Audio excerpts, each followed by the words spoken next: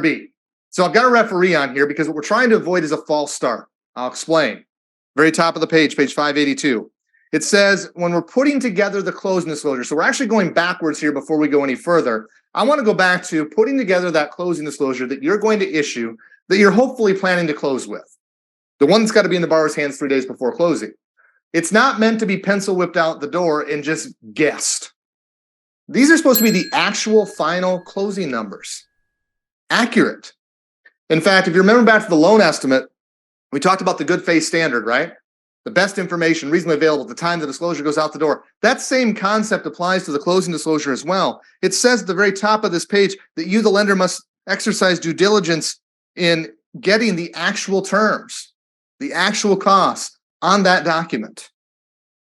And I know we're dealing with third parties here, right? We're dealing with realtors and insurance agents and just third parties in general. And sometimes third parties don't return emails. They don't return phone calls. They don't play ball. They're a real pain in the butt sometimes, right? And so if we're supposed to get a closing disclosure out the door today, so we can close next Thursday, and I've got a third party that's being a pain in the butt, that makes me look bad if I can't close next Thursday because I can't get a disclosure out because I'm waiting on them, right?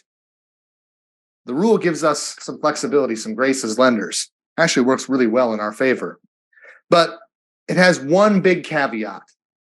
The big caveat on page 582 is this. We're supposed to be nailing down actual final numbers.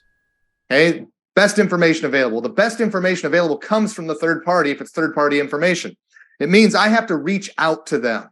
That's really what letter B1 says. The best information reasonably available comes from the realtor, comes from the settlement agent, comes from the borrower, comes from the seller, comes from the third party, whoever. If I haven't made the effort to reach out and get the information and I'm just trying to pencil whip something out the door without making an effort, that's a false start. That's why the referee's on the screen.